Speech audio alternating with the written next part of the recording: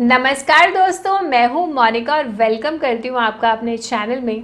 जब भी हम इंडिया से किसी दूसरे देश में घूमने का प्लान बनाते हैं, उस कंट्री में ट्रैवल करना चाहते हैं और वहां की नई नई चीज़ों को एक्सप्लोर करना चाहते हैं, तो सबसे पहला सवाल जो हमारे जहन में आता है वो यही आता है कि पता नहीं उस कंट्री के वीज़ा लगने में कितने दिन लगेंगे और कितने पैसे लगेंगे। पर आज इस वीडियो में हम बात करेंगे कि अगर आप इंडिया के सिटीज़न हैं और आपके पास अगर इंडिया का पासपोर्ट है, तो वो कौन सी ऐसी 7 टूरिस्ट डेस्टिनेशन है, कंट्रीज़ हैं जहाँ पे हमें किसी भी वीज़ा को लगाने की कोई भी ज़रूरत नहीं है। तो चलिए शुरुआत करते हैं। पर ज़रूर एक बात ध्यान रखिए कि किसी भी कंट्री की गाइडलाइंस, रूल्स या रेगुलेशन बदलते रहते हैं। एक कंट्री के दूसरे कंट्री के साथ रिलेशन भी बदलते रहते हैं, तो ये गाइडलाइंस कभी फ्यूचर में चेंज भी हो सकती हैं। पर आज की डेट में ये 7 कौन सी ऐसी कंट्रीज़ हैं जहाँ पे घूमने के लिए ना तो हमें कोई वीज़ा फ़ी की ज़रूरत है और ना ही वीज़ा लगाने की ज़रूरत है, उनके बारे में जानते हैं। फर्स्ट नंबर पे बात करते हैं नेपाल की। नेपाल हमारा पड़ोसी देश है। अब नेपाल में वीज़ा की तो ज़रूरत है ही नहीं, साथ के साथ पासपोर्ट की ज़रूरत भी नहीं है। तो अगर आपके पास इंडिया का वोटर आईडी कार्ड है तो आप आराम से नेपाल में घूमने जा सकते हैं और जितने भी मर्जी दिन के लिए घूमने जा सकते हैं। आधार कार्ड नहीं चलता है, एक प्रॉपर वोटर आईडी कार्ड आपके पास होना चाहिए, तब आप आराम से बिना पासपोर्ट के, बिना वीज़े के नेपाल के अंदर ट्रैवल कर सकते हैं। तो नेपाल तो फेमस है ही अपने माउंट एवरेस्ट के लिए, ट्रैकिंग के लिए और नेचर ब्यूटी के लिए। और बहुत से हिंदू यहाँ पे जाते हैं पशुपतिनाथ जो टेम्पल है, जो कि एक ज्योतिर्लिंग है, उसके दर्शन करने के लिए। नेपाल में इंडियन करेंसी रुपया आराम से चलता है और लोग भी हिंदी भाषा सभी जानते हैं और बोलते भी हैं। तो अगर आप नेपाल जाना चाहते हैं और आपके पास पासपोर्ट नहीं है, वीज़ा नहीं है, तब भी वहाँ आप घूमने की तैयारी कर सकते हैं। सेकेंड नंबर पे आता है भूटान। भूटान फेमस है अपनी नेचुरल ब्यूटी के लिए, बहुत ही अलग अलग तरीके के लिए, पक्षियों के लिए और फ्लावर्स के लिए। और यहाँ का ऑर्गेनिक फूड भी काफ़ी ज़्यादा फेमस है।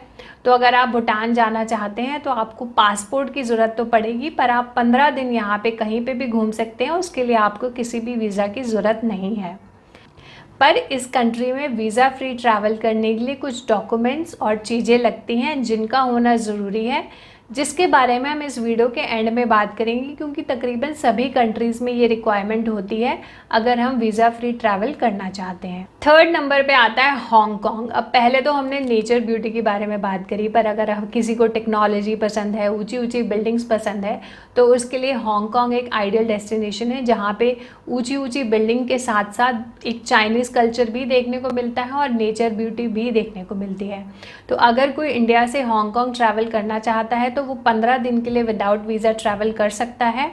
पर इसके लिए आपको हांगकांग की वेबसाइट पे, इमिग्रेशन की वेबसाइट पे जाना होगा। वहाँ पे एक फॉर्म होता है जिसको प्री अराइवल रजिस्ट्रेशन फॉर्म कहते हैं, जो आपको भरना पड़ता है, तब आप वीज़ा फ्री हांगकांग के अंदर 15 दिनों के लिए ट्रैवल कर सकते हैं। नेचर देख लिया, ऊंची ऊंची बिल्डिंग्स को एंजॉय कर लिया, पर कुछ लोग होते हैं जिनको सी बहुत पसंद होता है, बीचेस बहुत ज़्यादा पसंद होते हैं, उनको वाटर स्पोर्ट्स बहुत ज़्यादा पसंद होते हैं, तो उनके लिए आइडल डेस्टिनेशन होता है मालदीव्स। तो मालदीव्स अगर आप जाना चाहते हैं तो उसके लिए भी आप इंडिया के पासपोर्ट होल्डर हैं, तो आपको किसी भी वीज़ा को लगाने की कोई भी ज़रूरत नहीं है। यहाँ पर आप 90 डेज़ तक आराम से रह सकते हैं। तो ये तो एक लॉन्ग डेस्टिनेशन हो गया कि आप लंबी छुट्टियाँ मनाना चाहते हैं और सी को एंजॉय करना चाहते हैं, तो आप मालदीव्स के लिए प्लान कर सकते हैं। तो ये काफ़ी ज़्यादा फेमस है अपनी स्पोर्ट्स एक्टिविटीज़ के लिए। उसके बीचेस बहुत ही ज़्यादा साफ़ सुथरे होते हैं, तो लोग बहुत ज़्यादा यहाँ पे एंजॉय करते हैं। नंबर 5 पे आता है मॉरिशस। मॉरिशस के बीचेस तो वर्ल्ड फेमस है अपनी क्लीनिनेस के लिए। वहाँ पे कहते हैं कि पानी इतना साफ़ होता है कि आप ज़मीन तक देख सकते हैं, और बहुत सारी फिर से वाटर एक्टिविटीज़ होती हैं। तो अगर आप इंडिया के पासपोर्ट होल्डर हैं तो आप आराम से मॉरिशस घूमने जा सकते हैं। यहाँ पे भी 90 डेज़ आपकी मैक्सिमम वैलिडिटी होती है वीज़ा की। इसका मतलब होता है कि अगर आप 90 डेज़ से ज़्यादा रहना चाहते हैं तो आपको स्पेशल परमिशन लेनी होगी, बट विदाउट परमिशन इमिग्रेशन से आप आराम से 90 डेज़ जो हैं मॉरिशस में रह सकते हैं। नंबर 6 पे बात करते हैं मकाओ, जिसे मिनी वेगस या फिर वेगस ऑफ चाइना भी कहा जाता है। ये फेमस है अपने ग्लैमर के लिए, गैम्बलिंग के लिए और कसिनोज़ के लिए, और बहुत कुछ है यहाँ पे एंटरटेनमेंट के लिए। तो अगर आप मकाओ घूमने जाना चाहते हैं तो अगर आपके पास इंडिया का पासपोर्ट है तो विदाउट वीज़ा आप मैक्सिमम 30 डेज़ तक यहाँ पे रह सकते हैं और यहाँ के कल्चर को एंजॉय कर सकते हैं। नंबर 7 पे बात करते हैं इंडोनेशिया। इंडोनेशिया में भी जाने के लिए आपको किसी भी वीज़ा की ज़रूरत नहीं है। यहाँ पे बाली तो वर्ल्ड फेमस है अपने बीचेस के लिए, और यहाँ पे हिंदू के साथ इसकी हिस्ट्री भी रिलेटेड है। अगर आपने रामायण देखी होगी तो सुग्रीव के जो भाई थे बाली, उनके नाम पे ही इस जगह का नाम पड़ा था बाली। और बाली के जो बीचेस हैं वो वर्ल्ड फाइनेस्ट बीचेस में उनको कंसिडर किया जाता है। तो यहाँ पे आप 30 डेज़ विदाउट एनी वीज़ा आराम से ट्रैवल कर सकते हैं और अपनी छुट्टियों को एंजॉय कर सकते हैं। अब ये तो 7 कंट्रीज़ हमने बात कर ली जहाँ पे हम घूम सकते हैं विदाउट वीज़ा।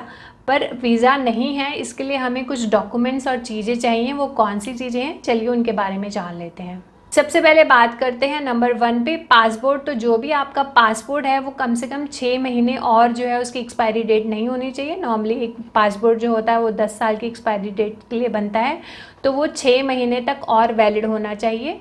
और अगर जैसे आप नेपाल जा रहे हैं तो उस केस में पासपोर्ट की ज़रूरत भी नहीं होती है, तो उस केस में आपके पास वोटर ID कार्ड होना चाहिए।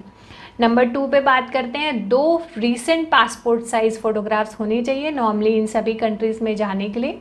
नंबर 3 पे बात करते हैं, रिटर्न एयर टिकट आपके पास होनी चाहिए। जैसे सपोज़ करो एक कंट्री का वीज़ा फ्री है 15 दिनों के लिए, तो जो आपकी रिटर्न टिकट है वो 15 दिन के अंदर अंदर ही होनी चाहिए।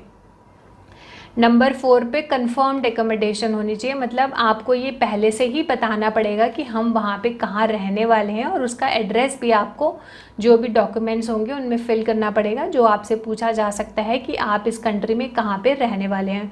हो सकता है वहाँ पे आप होटल में रहने वाले हों, हो सकता है कि वहाँ पे आपके कोई फैमिली मेम्बर्स हों।